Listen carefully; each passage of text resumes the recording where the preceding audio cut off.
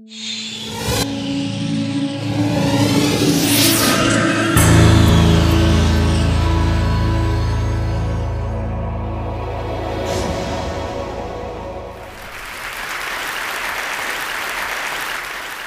want you to take a look at this baby.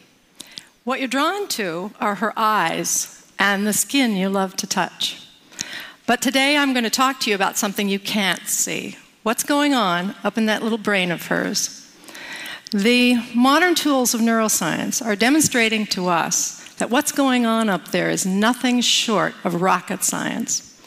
And what we're learning is going to shed some light on what the Romantic writers and poets described as the celestial openness of the child's mind.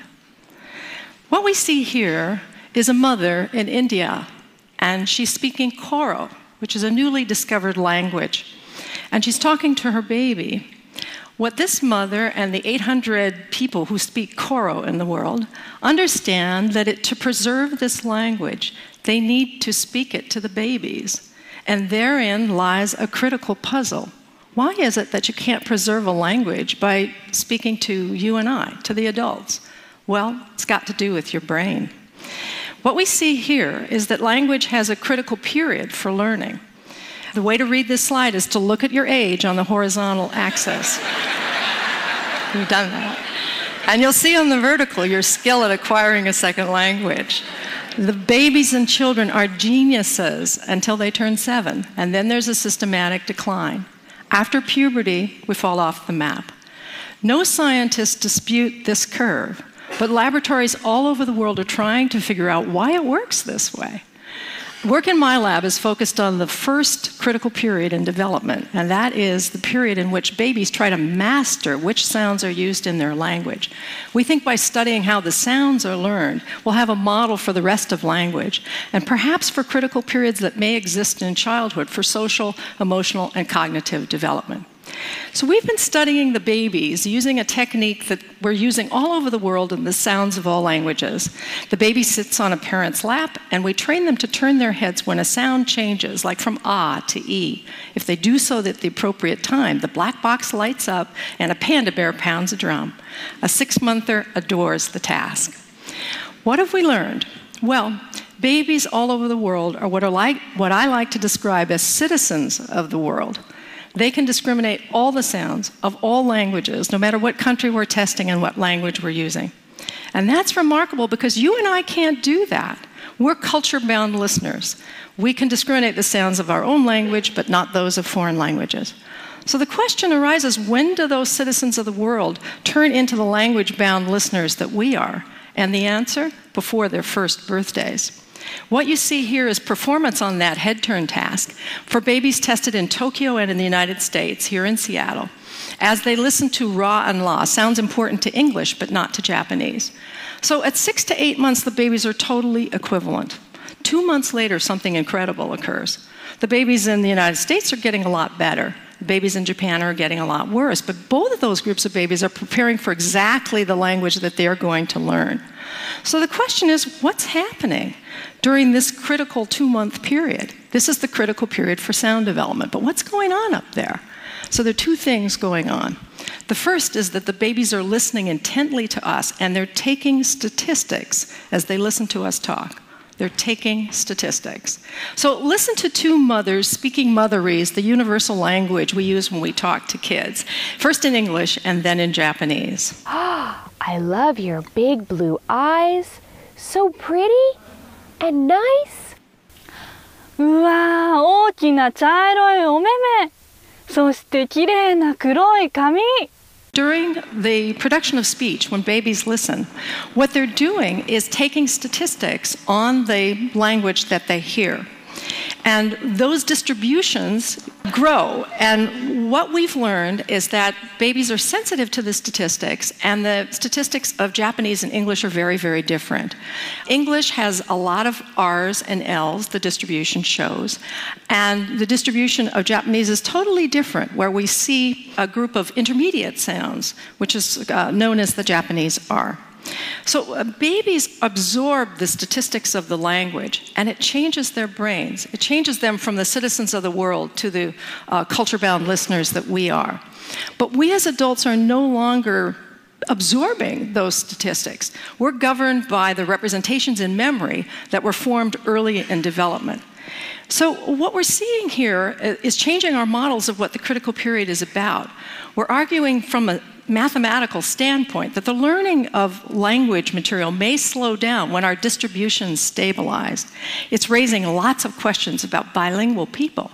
Bilinguals must keep two sets of statistics in mind at once and flip between them, one after the other, depending on who they're speaking to. So we asked ourselves, can the babies take statistics on a brand new language? And we tested this by exposing American babies who'd never heard a second language to Mandarin for the first time during the critical period.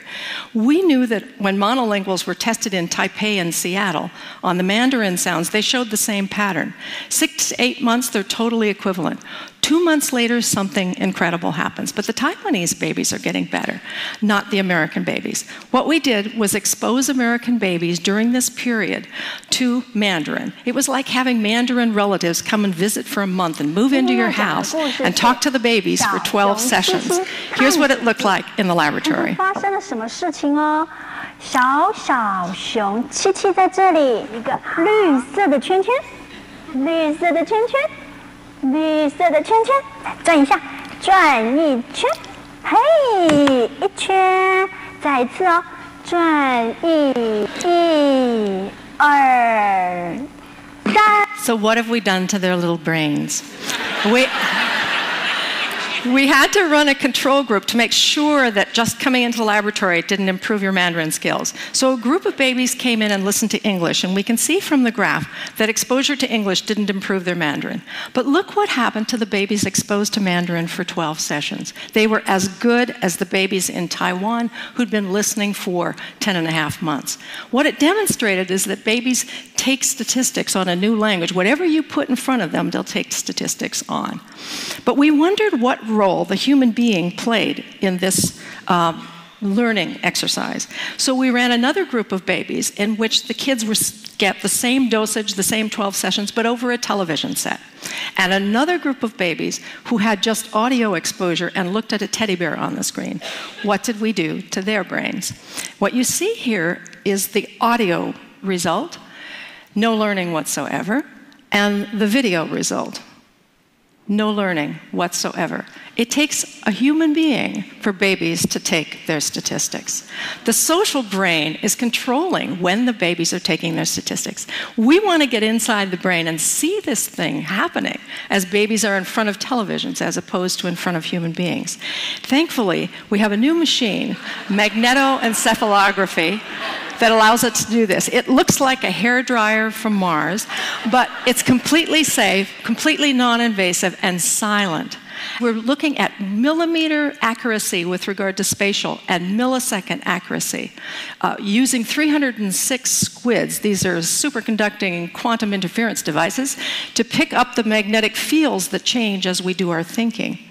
We're the first in the world to record babies in an MEG machine while they are learning. So this is little Emma. She's a 6-monther, and she's listening to various languages in the earphones that are in her ears. You can see she can move around. We're tracking her head with little pellets in a cap, so she's free to move, completely unconstrained. It's a technical tour de force. What are we seeing? We're seeing the baby brain as the baby hears a word in her language. The auditory areas light up, and then subsequently areas surrounding it that we think are related to coherence, getting the brain coordinated with its different areas, and causality, one brain area causing another to activate. We are embarking on a grand and golden age of knowledge about child's brain development. We're going to be able to see a child's brain as they experience an emotion, as they learn to speak and read, as they solve a math problem, as they have an idea. And we're going to be able to invent brain-based interventions for children who have difficulty learning. Just as the poets and writers described, we're going to be able to see, I think, that wondrous openness, utter and complete openness of the mind of a child. In investigating the child's brain, we're going to uncover deep truths about what it means to be human. And in the process, we may be able to help keep our own minds open to learning for our entire lives. Thank you.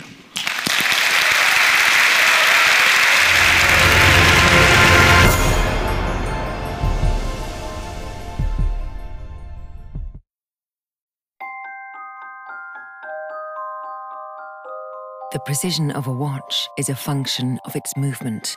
For Rolex and for Hans Wilsdorf, to guarantee the precision of a timepiece, the pressing question was how to protect the movement itself from the elements, not only water, but also tiny particles of dust. In 1926, a major step was taken with the creation of the world's first waterproof and dustproof wristwatch. The Rolex Oyster was born. Over the years, subtle changes in the design continue to improve the Oyster, adding more comfort while keeping the style contemporary. And, along with style, more functions have been added. A Rolex wristwatch was the first to show the date through a small aperture on the face. It was also the first wristwatch to spell out the day of the week in full. In the early 1950s, Rolex developed professional watches whose functions went far beyond telling the time. Launched in 1953, the Submariner was the first Rolex watch guaranteed waterproof to a depth of 330 feet. Already on an incredible journey of innovation and design, Rolex decided to push the boundaries even further. In 1960, the bathyscaphe Trieste and Rolex made history. The submersible successfully dived to 35,800 feet below the surface of the ocean. A Rolex Deep-Sea Special was strapped to the outside.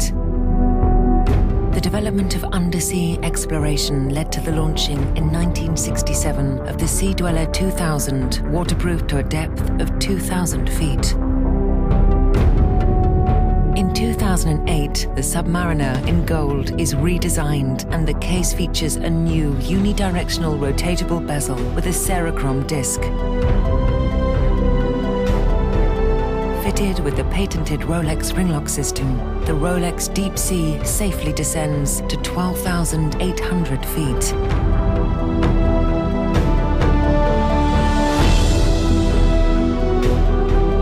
Rolex has incorporated countless hours and more than a century of experience, years of research, innovation, and development into every one of its models. And the benefits arising from this work, including waterproofness, precision, and durability, are the result of Rolex's continuous pursuit of perfection. From the most elegant and prestigious models to the professional timepieces, all are exquisitely crafted. Piece by piece, we design and manufacture every single watch. And the story continues.